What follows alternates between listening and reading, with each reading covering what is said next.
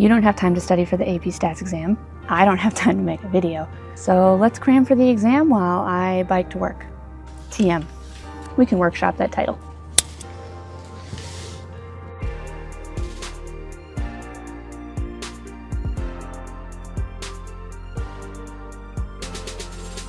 Okay, so let's start with things that you can study before you take the test. For sure, you want to be comfortable with your calculator, like no norm CDF and TCDF, binom, PDF, CDF, all those things.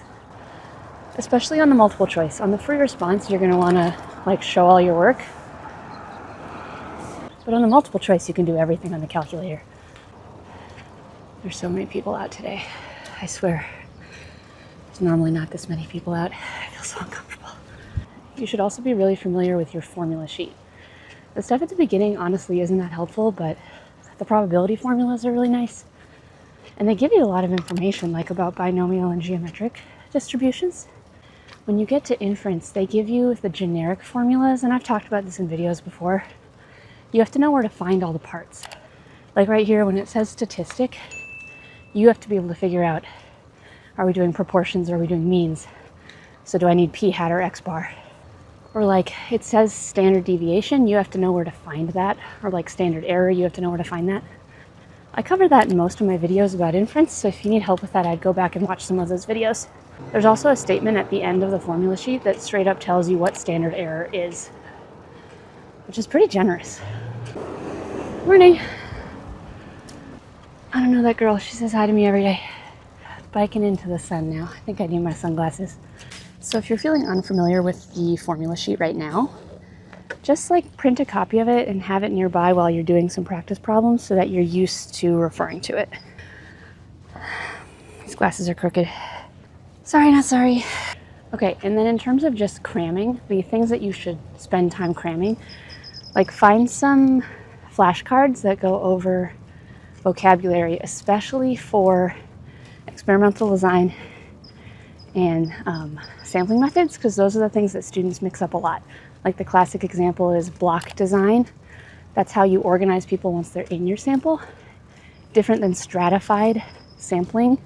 That's when you break people up before you pick them to be in your sample.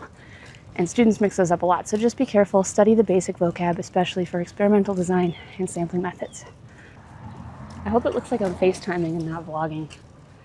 The other thing to cram, if this is an emergency situation and you're just cramming for the test, the other thing would be which test or interval to do, depending on the scenario. So T versus Z versus 1 proportion versus 2 proportions, all those things.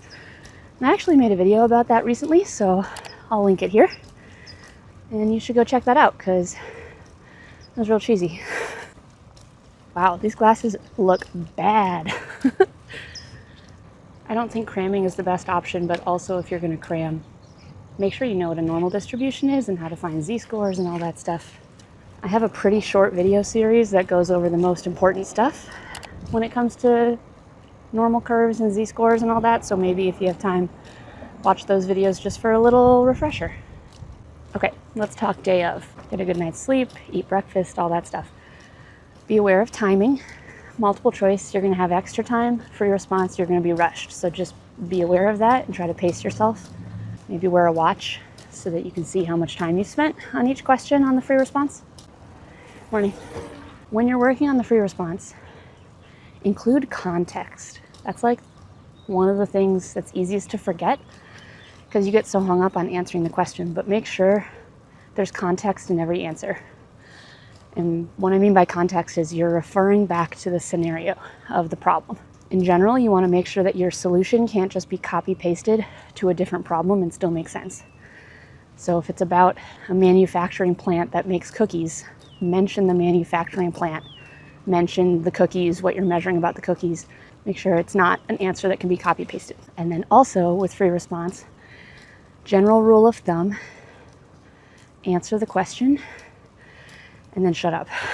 Don't ramble in an attempt to make yourself seem smarter, because if you say anything wrong, the grader is going to use the thing you said wrong. So resist the temptation to just start throwing in other stuff to show off all the vocab you know. Because if you say anything wrong, they're going to count it against you. So just answer the question and then shut up.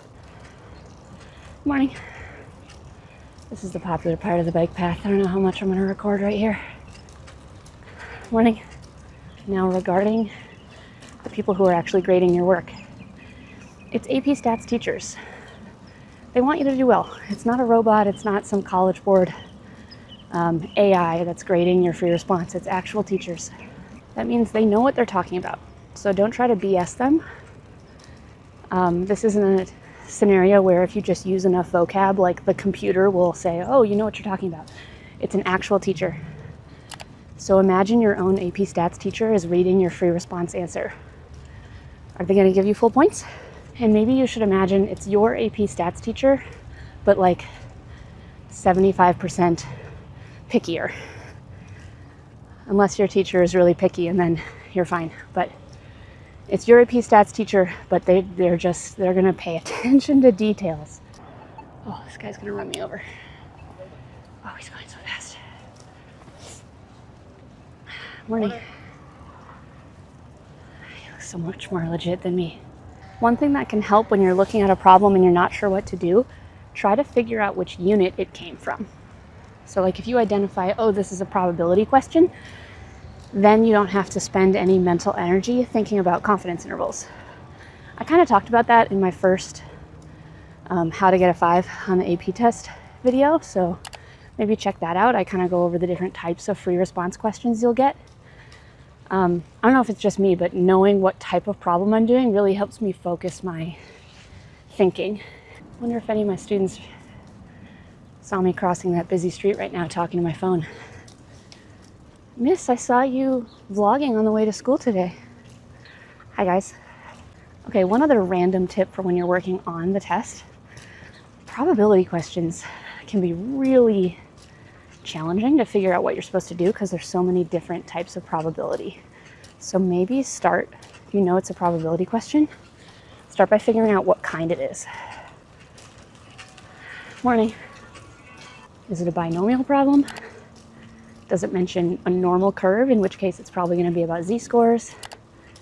Does it have a table, in which case it's a discrete scenario and it might ask you about expected counts? If none of those applies, is it a tree diagram question? Like, does it say given in it somewhere? Or maybe it's a Venn diagram question or a two-way table question. I'd say last resort, go to the formula sheet and look at the probability formulas. But yeah, probability questions can be overwhelming because there's so many different ways of doing probability. So just try to figure out like what parts of the question kind of give away the type of probability problem it is. Binomial, normal, all those things I just said. Approaching the next hill. So while it's still flat, I'll just say, in general, you've got this. You know way more statistics than most people. Now you just have to prove it. So when you take the test, just remember, you know a lot of things, and you just have to prove that you know what you're talking about. Okay, last but not least, as someone who put way too much pressure on herself in high school to get all 5s, you don't need a 5 on the AP test. And it's okay if you don't get a 5. You just need to do your best, and whatever happens, happens. If you do end up having to take statistics in college because you didn't get a 5 or whatever score you needed for your particular college, that's okay. Sometimes it's nice to have an easy math class your first semester of college. You're going to be the person teaching everybody else about z-scores. All right, I'm in a neighborhood, so I can't really stop and do an outro, so I'm just going to say good luck. You got this. May the 4s be with you. Or 5s, or whatever score you want. Like and subscribe if you feel like it. Ooh, that was a